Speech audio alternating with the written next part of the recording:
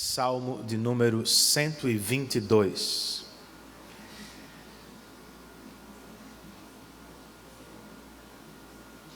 Esta é a porção que o Senhor reservou para nós nesta manhã.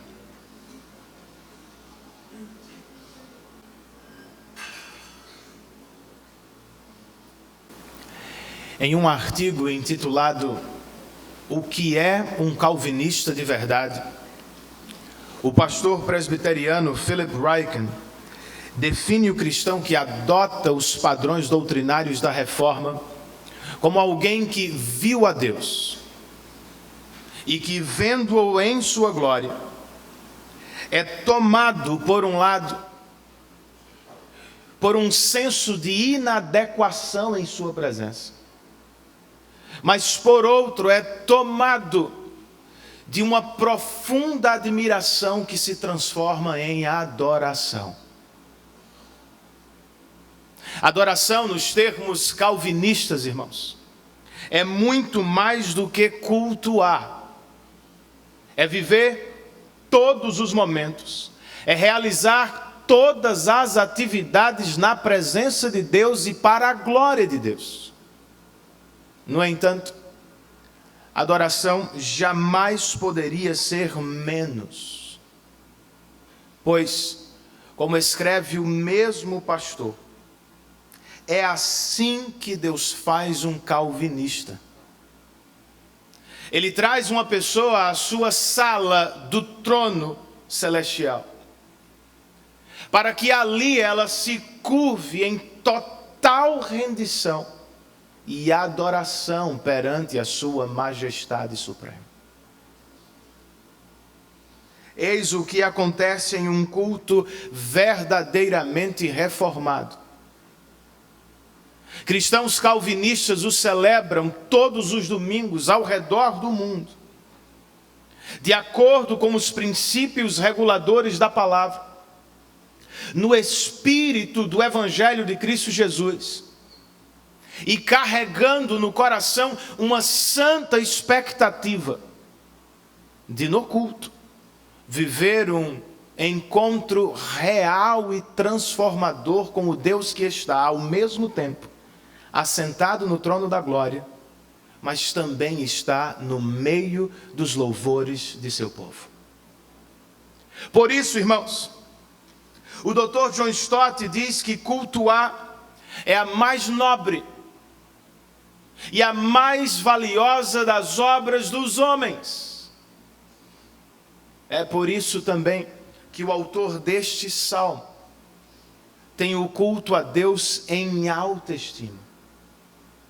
Com eles e com todos os nossos irmãos que valorizam o culto a Deus, nós precisamos amar este presente que o Senhor nos deu. Leiamos o Salmo de número 122.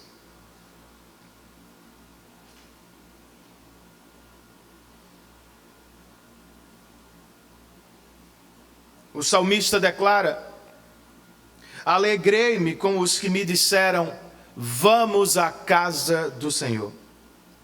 Nossos pés já se encontram dentro de suas portas, ó Jerusalém. Jerusalém está construída como cidade firmemente estabelecida. Para lá sobem as tribos do Senhor, para dar graças ao Senhor, conforme o mandamento dado a Israel. Lá estão os tribunais de justiça, os tribunais da casa real de Davi. Orem pela paz de Jerusalém. Vivam em segurança aqueles que te amam.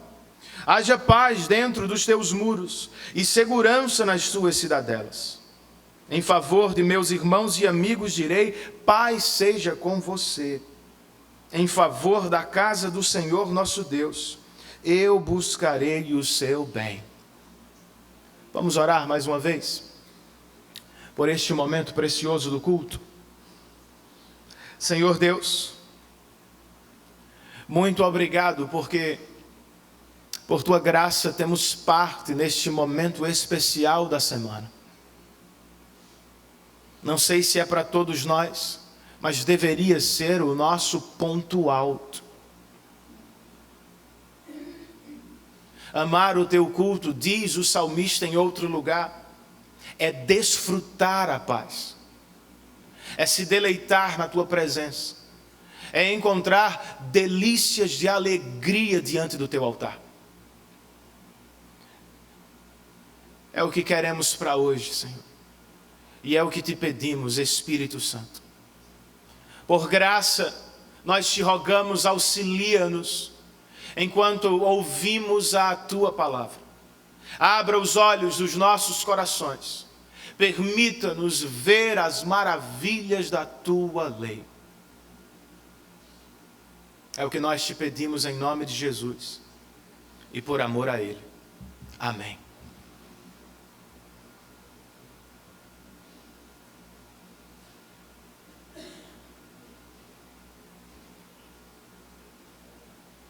O Salmo de número 122, irmãos, é a terceira canção de peregrinação.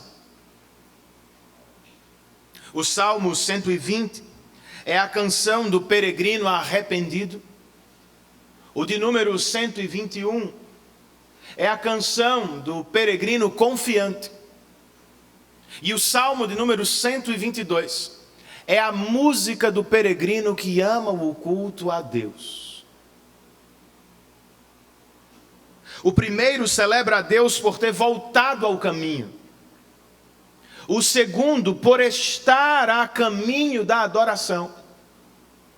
E este, Salmo 122, celebra a Deus por já ter chegado nos átrios do Senhor. Como o próprio subtítulo indica, trata-se também de uma composição de Davi. Jerusalém ainda não era tudo o que ele desejava. O templo, por exemplo, ainda seria levantado por Salomão, seu filho. Mas como escreve Charles Spurgeon, em um espírito de profecia, Davi já contempla os grandes e maravilhosos cultos que se darão na cidade do Senhor. E o que é que ele quer com este salmo, irmãos?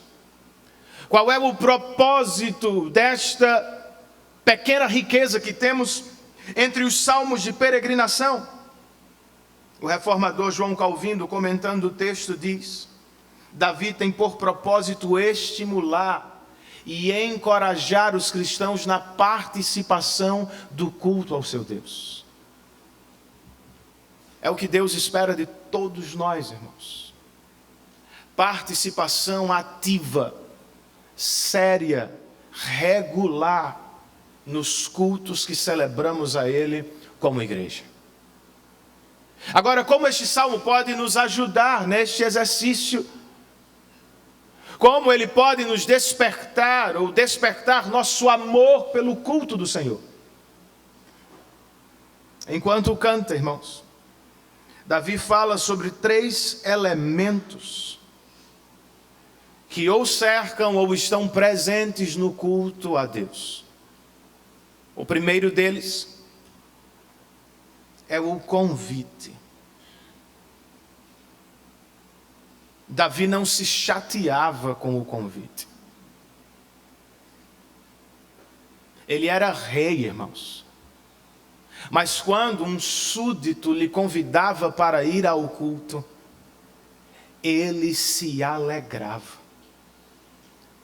É o que nos diz ao abrir este salmo: alegrei-me, verso 1, com os que me disseram, vamos à casa do Senhor.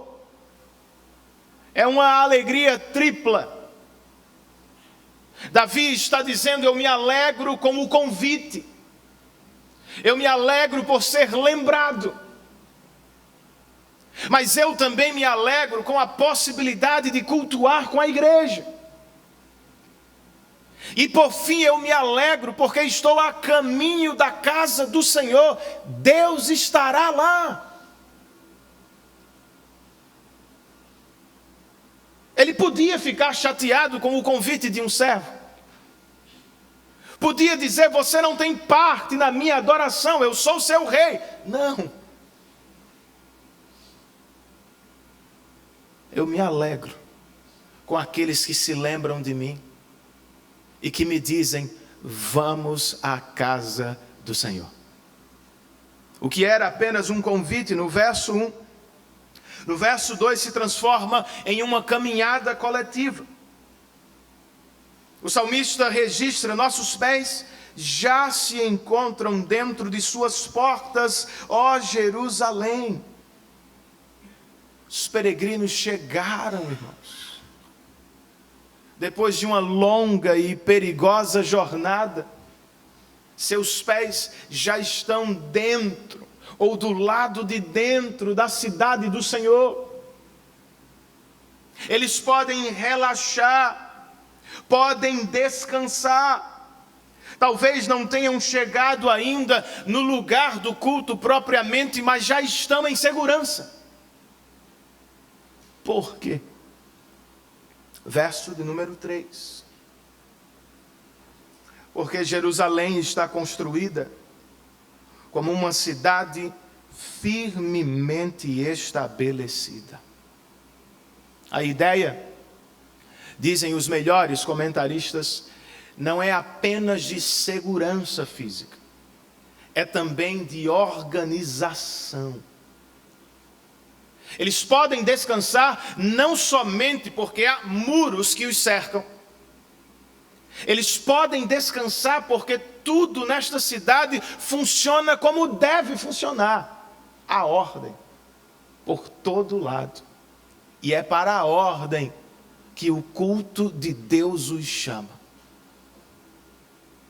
Não é do que precisamos, irmãos, de ordem nas nossas vidas. O culto dominical é um convite para colocar nossa cidade, nossos corações e vidas em ordem.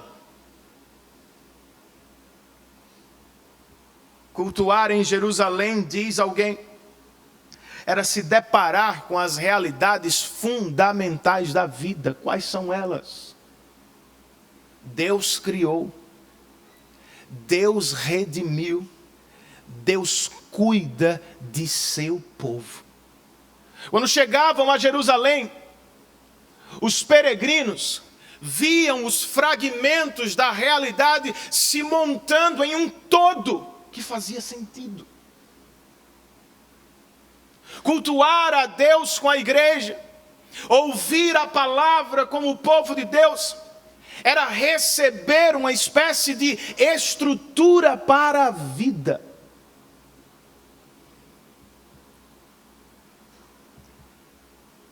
É o que acontece aqui, irmãos, semana após semana. Vez por outra estamos confusos. Nossa vida, mais do que gostaríamos, parece bagunçada. São muitos pedaços fora do lugar, longe uns dos outros. Nós não conseguimos juntá-los todos. Por causa do barulho da semana, nem sempre sabemos o que fazer. Nem sempre sabemos qual é a solução para isso. Então chega o domingo, irmãos. Nos ajuntamos, nos reunimos como o povo de Deus. E alguém canta, alguém ora, alguém prega. Cristãos, Deus reina. Deus salva. Deus cuidará de seu povo para todo o sempre. O pastor Eugênio Peterson conta que estava fazendo uma visita pastoral. E na visita ele se deparou com uma irmã que bordava um tecido preso a um bastidor. E enquanto conversavam, de repente ela disse: pastor, eu descobri o que me falta. Me falta uma estrutura. Eu não tenho um bastidor para a minha vida.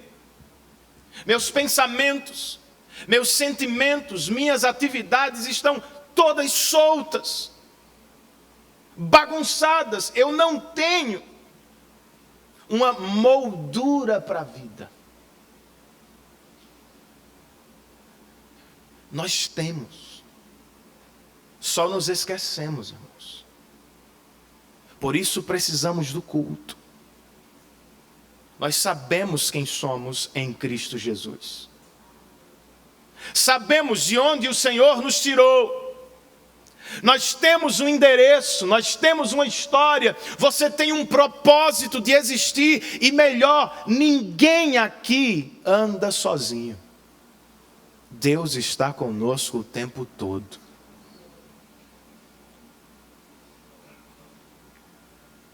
O culto também é um convite para os cansados, irmãos. Pense comigo. A arca do Senhor, o símbolo máximo da presença de Deus, por anos vivia peregrinando. Ela ia para cá, para lá, parava aqui, parava ali. E os peregrinos precisavam fazer as mudanças também. Ora adoravam aqui, ora adoravam ali. Não precisam mais fazê-lo. Deus apontou um lugar para se encontrar com o povo. Jerusalém, uma cidade firmemente estabelecida. Chegando à cidade, eles podem descansar. Você também pode, meu irmão. Sua vida não é tão diferente da minha. Nós vivemos agitados, correndo de um lado para o outro durante a semana, atendendo a e-mails, a mensagens de WhatsApp que não param, visitando clientes, entregando projetos, cuidando de filhos, assistindo a esposo, a esposa. Quase sempre estamos cansados. Nos pegamos cercados por inúmeros perigos. Alguns deles estão fora, muitos outros estão aqui dentro.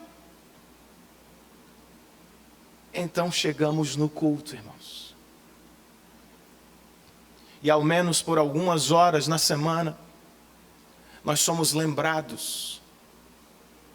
Em Cristo, Deus nos colocou para o lado de dentro de sua família, logo nós podemos descansar. Podemos descansar diante das ansiedades desta vida. O Deus Criador também é nosso Pai.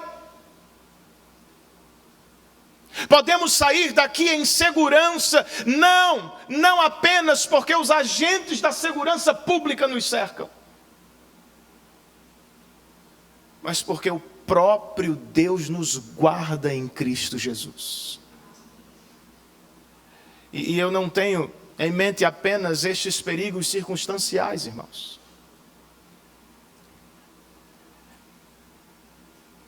Porque, sendo bem sincero, por exemplo, um atentado terrorista não é o maior perigo que corremos. O maior perigo que alguém pode correr na vida é se achar do lado de fora da salvação, no grande dia do juízo de Deus. É estar sozinho, é não ter um advogado, é não ter a quem recorrer. Por isso, meu amigo, se você ainda não se define como um cristão salvo por Cristo Jesus, talvez esta manhã seja a sua oportunidade de confessar no seu íntimo: Senhor, eu nada posso fazer para me salvar do teu juízo, mas eu creio que o Senhor me salvou de um juízo eterno, dando-me Cristo Jesus na cruz do Calvário. Atenda ao convite do Evangelho. E cristãos, vamos atender o convite do culto a Deus. Em vez de ficar chateado com a pessoa que liga, que nota sua ausência, que lhe manda uma mensagem, sinta-se privilegiado. Alguém viu que você não estava aqui. Alguém percebeu a sua ausência. Alguém entre nós quer o seu maior bem.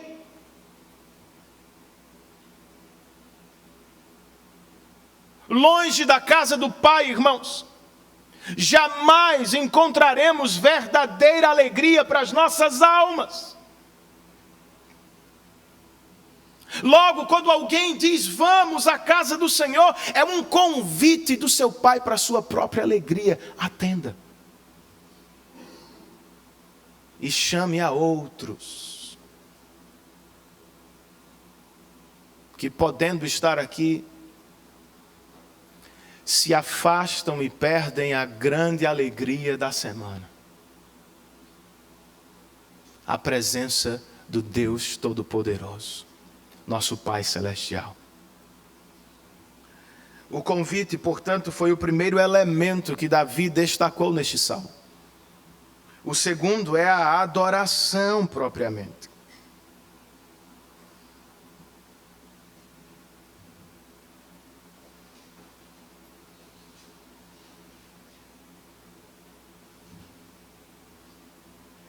De acordo com o salmista, irmãos, verso de número 4, para lá sobem as tribos do Senhor. Ou seja, o culto não é a reunião de uma única tribo. É a reunião de todas as tribos do Senhor. E ele não acontece em qualquer lugar. Deus aponta um lugar para a reunião. No caso deste texto é Jerusalém. Foi o Senhor quem a escolheu dentre todas as outras cidades como lugar de adoração da igreja no AT.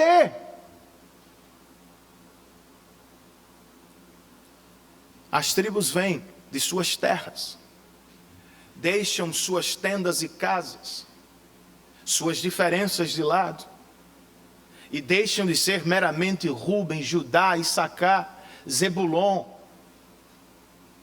E no culto, ao menos no culto, se tornam Israel, igreja de Deus. E o que fazem quando chegam? Verso 4, outra vez. Para lá sobem as tribos do Senhor, para dar graças ao Senhor, conforme mandamento dado a Israel.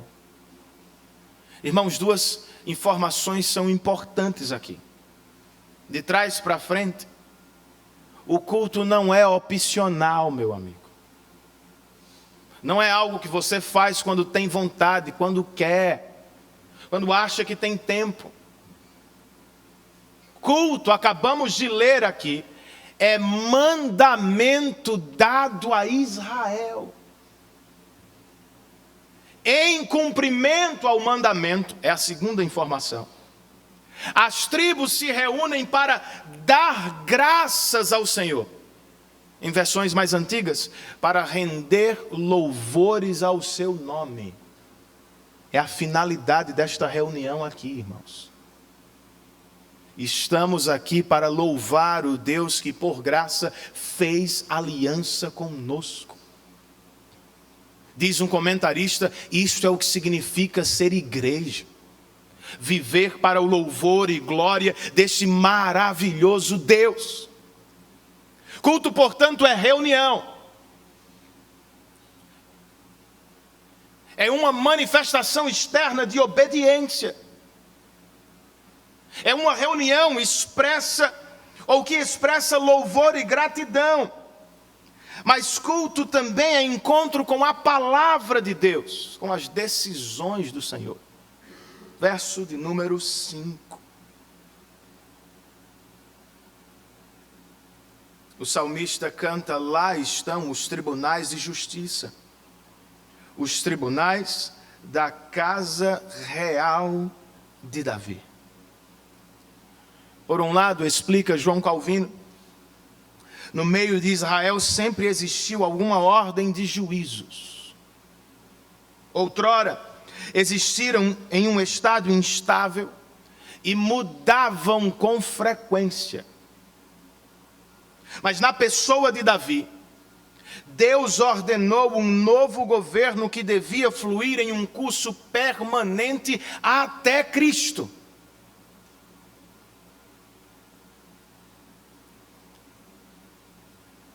Logo, nenhum israelita precisava procurar outro rei, irmãos. Outros tronos de justiça. O que Deus estabeleceu está em Jerusalém, na casa de Davi, e vai até Cristo. Por outro lado, escreve Eugene Peterson, a palavra hebraica juízo significa palavra decisiva pela qual Deus endireita as coisas. O trono meramente é o local onde a palavra é falada. E esta palavra, continua o mesmo comentarista, não é apenas uma palavra sobre as coisas, é uma palavra que faz coisas. Ela põe em movimento o amor.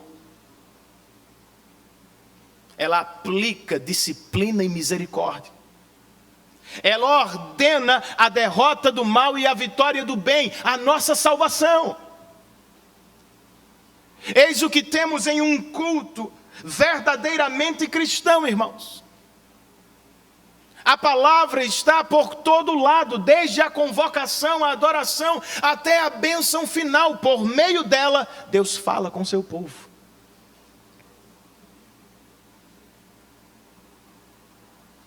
Nossa mente é informada, nossa memória é revigorada, e pouco a pouco vamos ficando mais íntimos do vocabulário, da linguagem, das verdades que o nosso Deus fala. Neste sentido, o culto é único. Não há substituto à altura para o culto do Senhor. Você até pode ficar em casa, resolver adorar com sua família ou com alguns amigos que pensam e falam as mesmas coisas.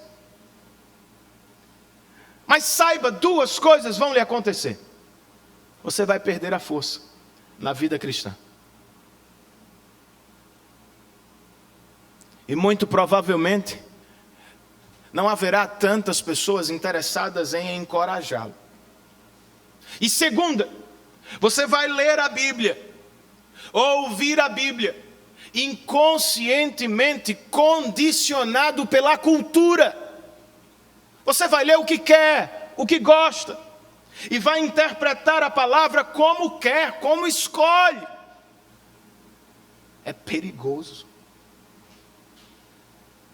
Não, no culto não. No culto nós nos encorajamos uns aos outros enquanto cantamos juntos as verdades da palavra, enquanto oramos juntos, enquanto ouvimos a palavra do Senhor. No culto, irmãos, ninguém tem a opção de escolher o que quer ouvir. Nós chegamos e por vezes contrariados, somos obrigados a ouvir o que o texto sagrado tem a dizer, porque Deus sabe mais.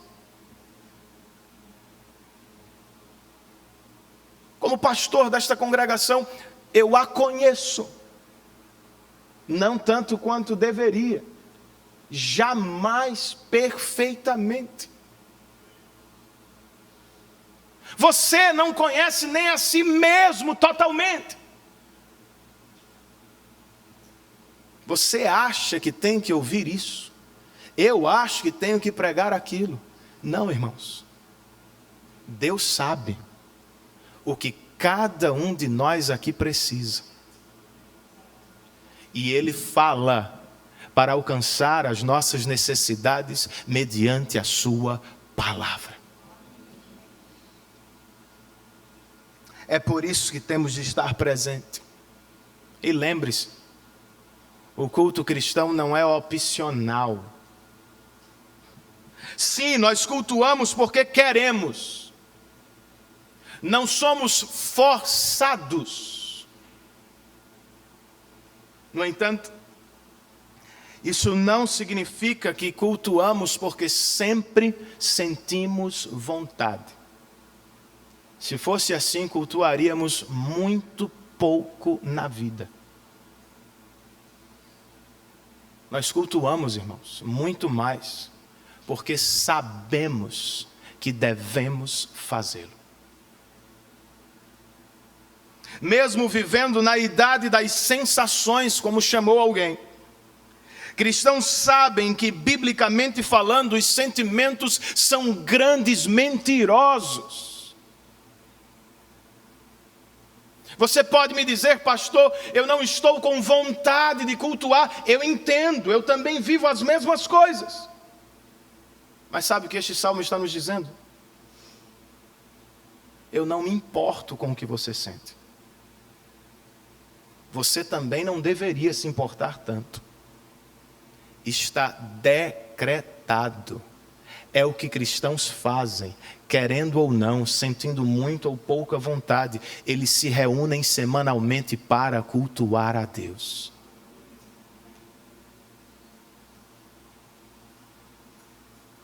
O culto, portanto, irmãos, não é um sentimento que temos para com Deus e que expressamos através de um ato litúrgico. É bem o contrário. É um ato litúrgico que semana após semana amadurece, desenvolve, aperfeiçoa os nossos sentimentos para com Deus. O cristão peregrino não sente vontade e depois vai cultuar. Ele cultua, para vez após vez entrar num novo modo de sentir.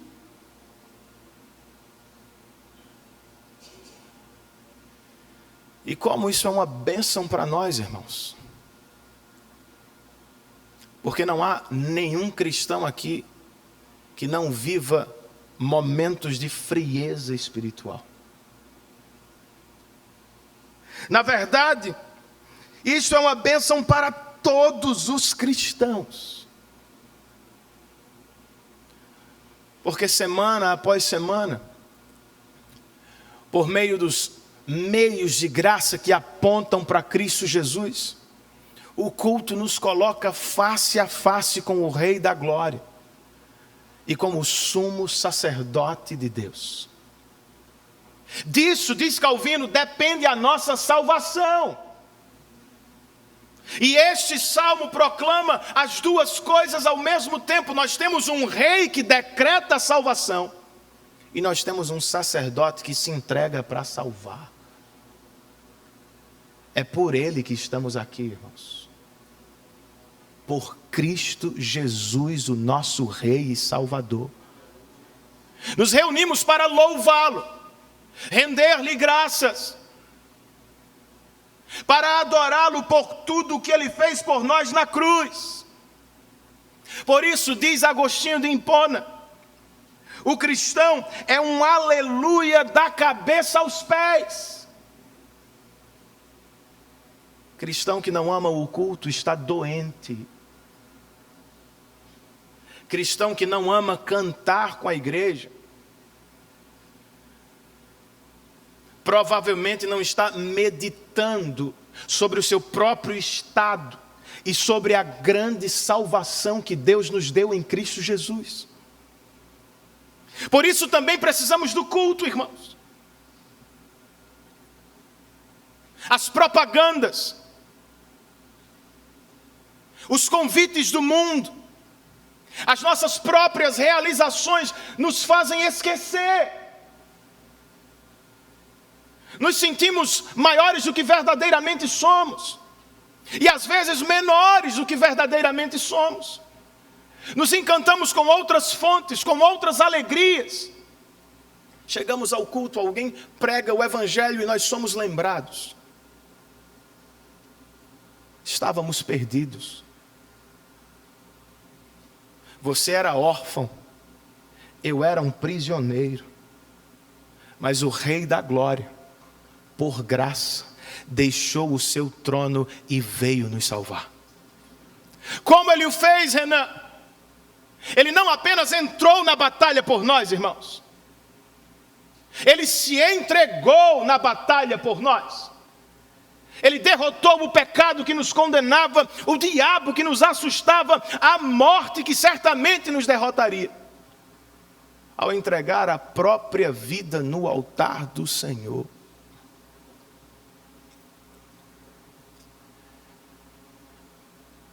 É por isso que os céus explodem no Apocalipse. Não havia outro digno que pudesse tomar o livro da mão de Deus e desatar os selos da salvação, nem nos céus, nem na terra, nem debaixo da terra. Por isso João chora, porque o livro fechado de Deus significa nenhuma salvação para pecadores. Mas eis que surge um ancião no culto pregando: João, você não precisa chorar mais. O leão da tribo de Judá venceu.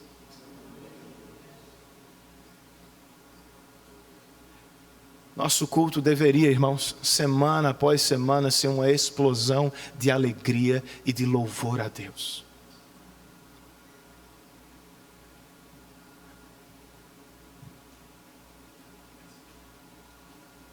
E quando vivemos assim,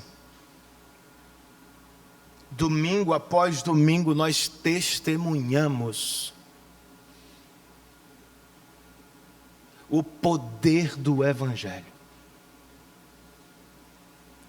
Aqui, agora.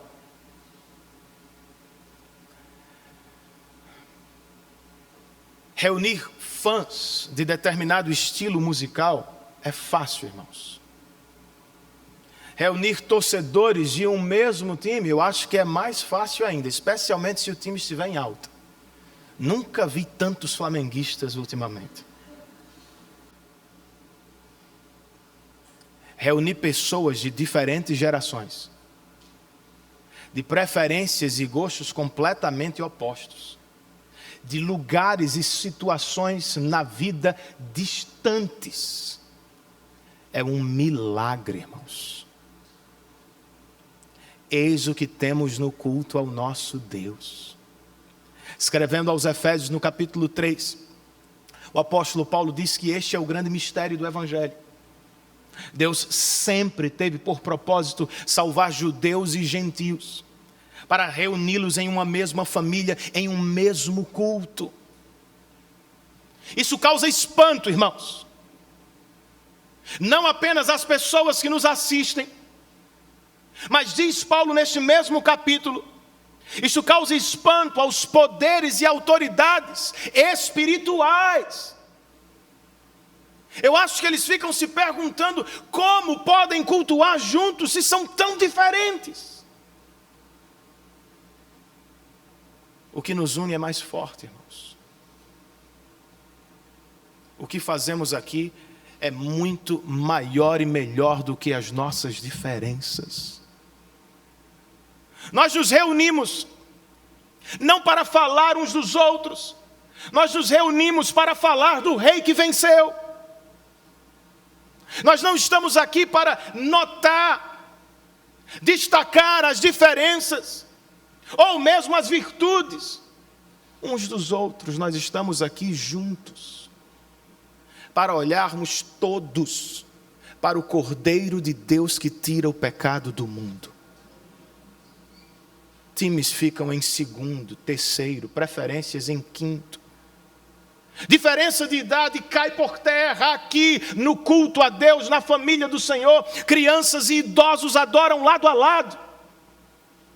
Pedreiros e médicos cantam juntos.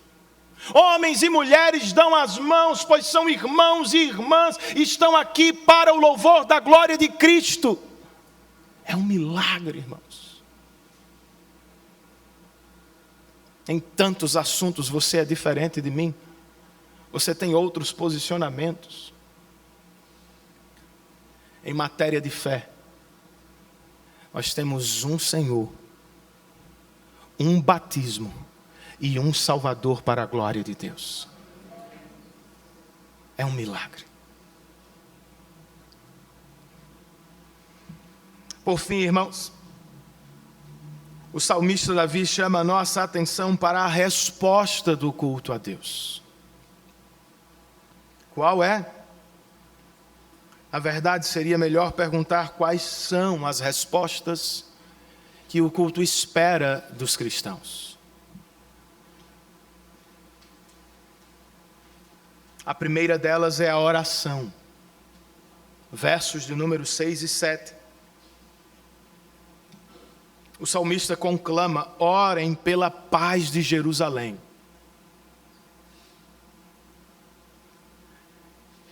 Isso é a paz da igreja, tá, irmãos? Pela paz de Jerusalém a gente tem que orar, mas a gente também tem que orar pela paz no Sudão, no Irã, no Japão, na Argélia, no Brasil. Aqui é igreja, o povo de Deus, esteja onde estiver. Orem pela paz de Jerusalém e vivam em segurança aqueles que te amam. Haja paz dentro dos teus muros, verso 7, e segurança nas tuas cidadelas. É um paralelismo, irmãos. Você viu isso? É uma repetição de uma mesma mensagem. Os dois versos pedem a mesma coisa: paz. Os dois versos prometem a mesma coisa: segurança.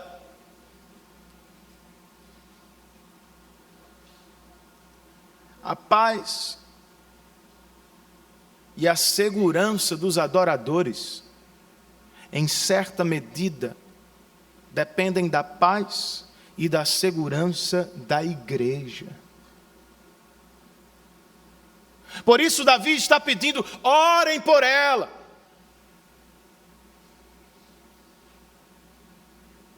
Vocês serão beneficiados se a igreja estiver em paz. Depois de pedir por paz, o próprio rei se compromete em buscar o bem desta igreja. Versos 8 e 9. Em favor de meus irmãos e amigos direi: paz seja com você. E em favor da casa do Senhor nosso Deus, eu buscarei o seu bem. Vejam isso, irmãos. Não se trata de amor interesseiro. Alguém poderia objetar: Davi está pedindo pela paz de Jerusalém porque é ali que estão seu trono, seu reino, seu palácio, lhe é conveniente. Não! Eu quero o bem deste lugar porque é para aqui que sobem as tribos do Senhor para adorar. É aqui que se encontram meus amigos e irmãos em adoração.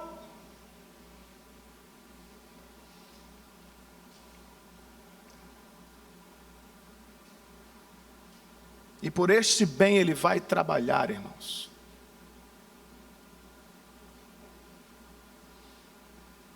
Entre um sábado e outro, no caso dele, Davi se compromete: eu vou buscar o bem da casa do Senhor.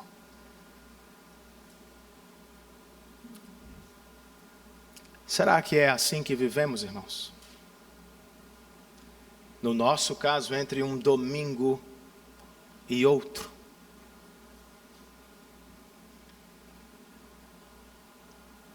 Pelo que nós oramos a cada manhã.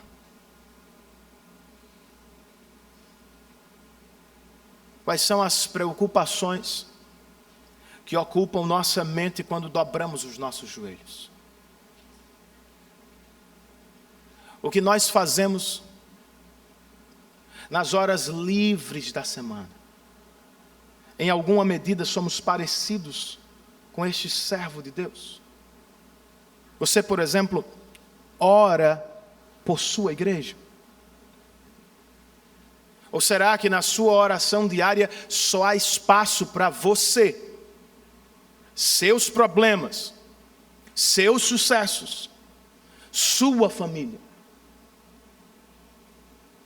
Irmãos, nós precisamos aumentar o repertório das nossas orações. Aprender como o salmista Davi. vamos orar pela igreja do Senhor. Tome nota dos nomes que você ouve durante o culto dominical. Saiba do que os irmãos do seu pequeno grupo estão vivendo. Ore por eles. Ore pela saúde da liderança desta igreja. Porque a saúde da sua família e a saúde do seu coração, saúde espiritual, de novo, em alguma medida, dependem da coletividade.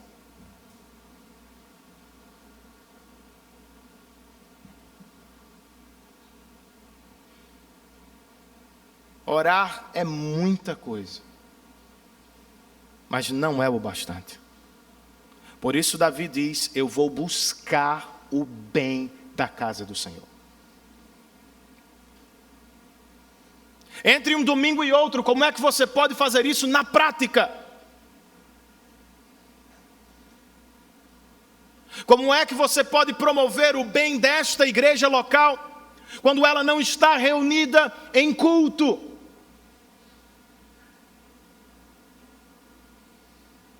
Você não pode mandar uma mensagem àquela pessoa que não veio ao culto? Será que você não deveria visitar aquele irmão do seu PG que está passando por algum problema? Irmão, será que não há nenhum novo convertido entre nós que precise de coisas básicas? Do tipo ler a Bíblia, aprender a fazê-lo, orar a Deus, viver em comunhão. Como você pode ajudar? Nós estamos em família, irmãos. Você não vive o tempo todo na sua casa perguntando se deve ligar para o pai, para a mãe. Você liga.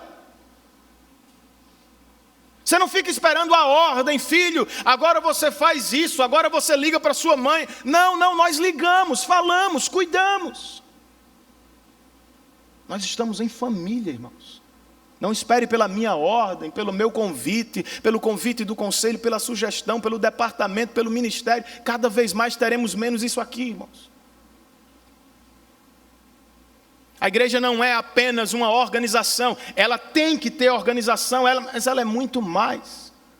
Ela é um organismo vivo, de pessoas que se amam, cuidam umas das outras, se preocupam umas com as outras.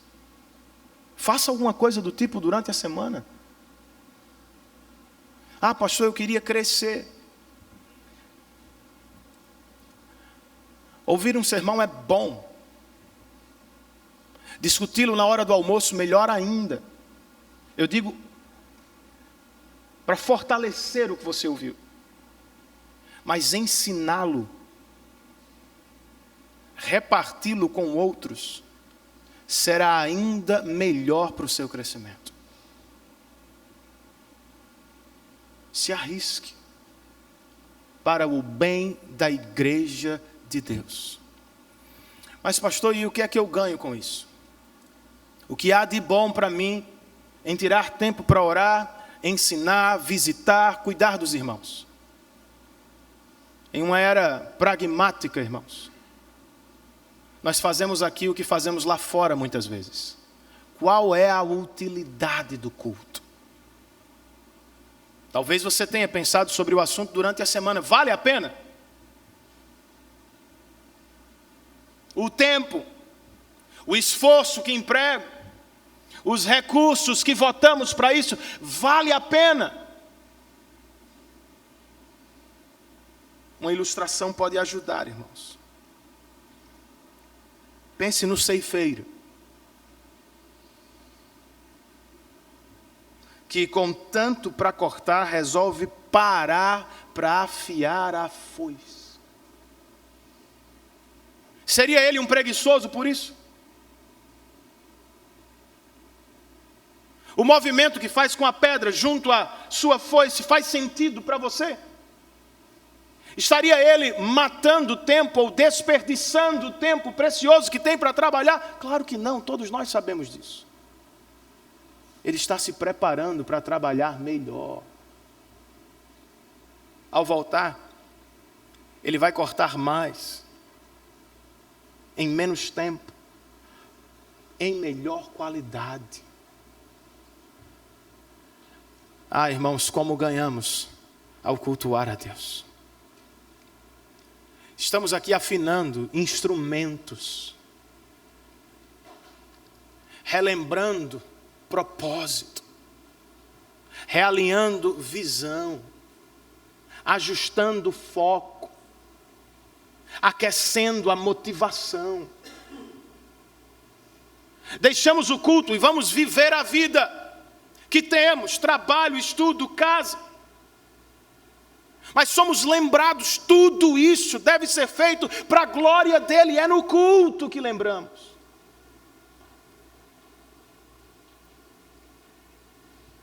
E você não volta para casa de mão vazia, meu irmão. Como promete o salmista, nós voltamos do culto cheios de paz e segurança. Paz, diz um comentarista, é uma das palavras mais ricas de toda a Bíblia. No entanto, é difícil defini-la pelo dicionário. Seria como definir alguém pelo RG. Não dá. Paz, no sentido bíblico, reúne todos os aspectos de completude que resultam da comunhão com Deus.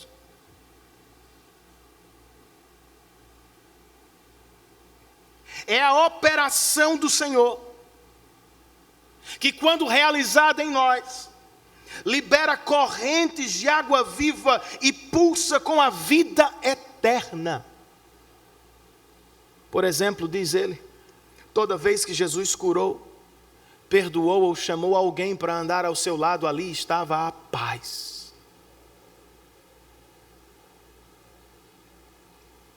A palavra que a NVI traduz por segurança, irmãos, em versões mais antigas, aparece como prosperidade.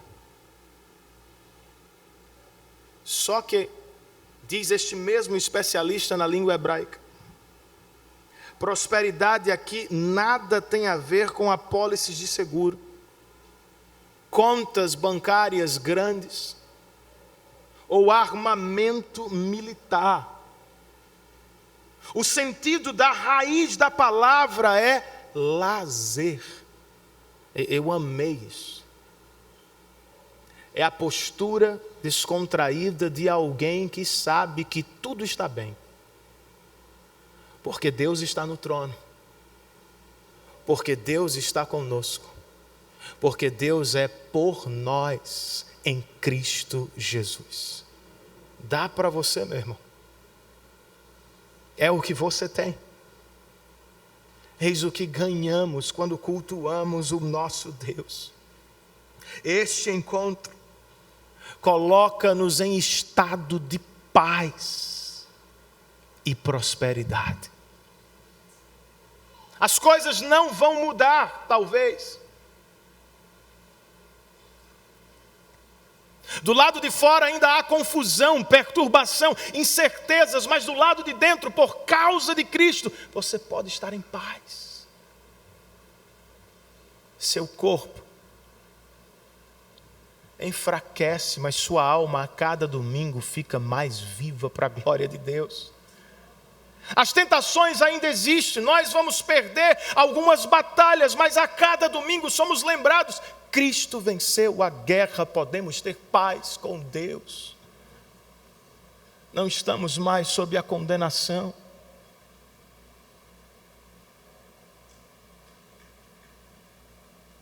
Os problemas ainda estarão lá quando você voltar. Você ainda vai ter de estudar para passar na prova. Trabalhar duro de 7 da manhã às 6 da tarde, para ter o que trazer para casa. Algumas situações vão permanecer por mais tempo, eu sei, é como eu vivo, irmãos. Mas ao menos aqui, agora, nós podemos descansar um pouco. A nossa alma, em um culto verdadeiramente cristão, pode ter lazer. pode se divertir na presença do Senhor. Pense comigo, muito pouco cabe nas nossas mãos. Tudo está nas mãos do nosso Deus. Com Deus ninguém está no volante. Todo mundo com o Senhor está no banco do passageiro. Se o motorista não é bom, você não relaxa. Você não consegue dormir, você está apreensivo, esperando o pior a cada curva que ele faz. Com Deus não. Ele é perfeito. Ele não erra, irmãos. É Ele quem guia a sua vida, quem dirige esta igreja, quem nos levará até onde Ele mesmo quer. No trajeto, por causa do domingo, por causa do culto, você pode descansar se quiser, pode até dormir na certeza de que Ele cuida de tudo para você. Eis o que ganhamos quando cultuamos a Deus, irmãos.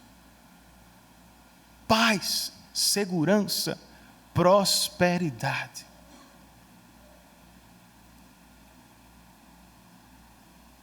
Voltando ao início, o que é um calvinista de verdade? Não é um sabe-tudo. Não é um chato que vive discutindo na internet, querendo saber mais do que o pentecostal, batista. Esse também está com defeito. O pentecostal diz que quem não dá glória a Deus está com defeito. E eu diria que o calvinista que vive brigando com todo mundo e se apresentando como superior, está completamente com defeito, está precisando de ajuda. Calvinista de verdade, nas palavras desse pastor presbiteriano, é alguém que viu a Deus. E alguém que viu a glória de Deus, irmãos, é tomado por um senso de inadequação. Eu não mereço. Eu não sou digno. Eu não consigo. Mas é igualmente tomado por um senso de admiração. Ele é majestoso, glorioso, e ainda assim me convidou para a adoração. Culto, portanto, é um encontro com a glória de Deus. O Deus que está sentado entre os querubins está também no meio de sua igreja. É um encontro com a graça de Deus. O Deus santo e perfeito pode e quer nos perdoar por meio de Cristo Jesus. Como é que eu vou perder isso, irmãos? Estas dádivas que se repetem a cada semana. Certo rei entrou no salão de reunião de seu palácio e imediatamente todos se curvaram em respeito. De longe ele brincou: amigos, não precisa fazer isso. Sou eu agora Deus, por acaso? Um dos presentes era cristão, irmãos. Era um irmão calvinista. Ele pediu a palavra e com todo respeito disse: ó meu rei, falastes muito bem. Não és Deus. Pois se fosses, não estaríamos apenas curvados. Estaríamos com o rosto no pó, totalmente rendidos em adoração. Não é o que devemos fazer agora, irmãos. Atenda ao convite do culto. Adore a Deus de todo o seu coração. Comprometa-se em responder a Ele com aquilo que Ele espera de você. Não estamos na presença meramente de um superior, de um juiz, de um rei, de um governante. Não. O Rei da Glória, que nos salvou na cruz do Calvário, está entre nós por meio do seu Espírito. Curvemo-nos no coração e adoremos a Deus por tudo que Ele é e por tudo que Ele fez. Curve a sua cabeça e faça a sua oração de louvor a Deus. Tome alguns instantes para responder àquilo que você ouviu.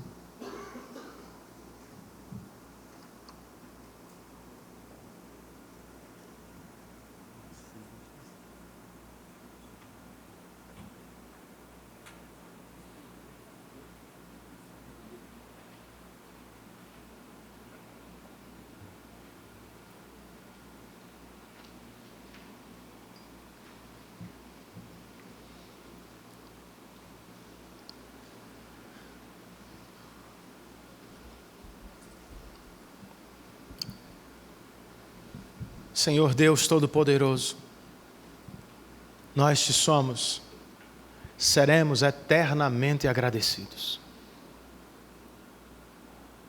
Pois o Senhor nos convidou à mesa do teu banquete. Nem filhos éramos. Éramos prisioneiros.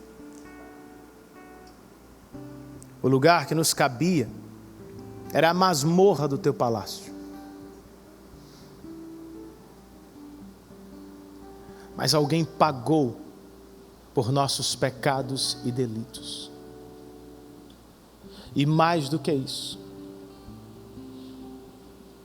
alguém nos deu um lugar à tua mesa como teus filhos adotivos. Isso é demais para mim. Eu nada mereço, Senhor. Tudo recebi por causa de Cristo Jesus. Não me permita cultuar de qualquer jeito, sem atenção ou sem envolvimento. Desperta as nossas aflições por ti, Jesus. Encanta-nos outra vez com o teu precioso Evangelho. E mesmo que estejamos tristes por tantas coisas desta vida difícil, restaura a alegria da tua salvação no nosso coração. Tu és por nós. Estamos sob as tuas asas. Queremos te cultuar em espírito e em verdade. Muito obrigado, em nome de Jesus. Amém. Fiquemos de pé, irmãos, e cantemos ao Senhor uma última canção. Mas lembre-se, o culto não terminou. Ele só termina com a bênção do Senhor. Por isso eu peço que você fique até o fim e responda ao Senhor enquanto cantamos juntos.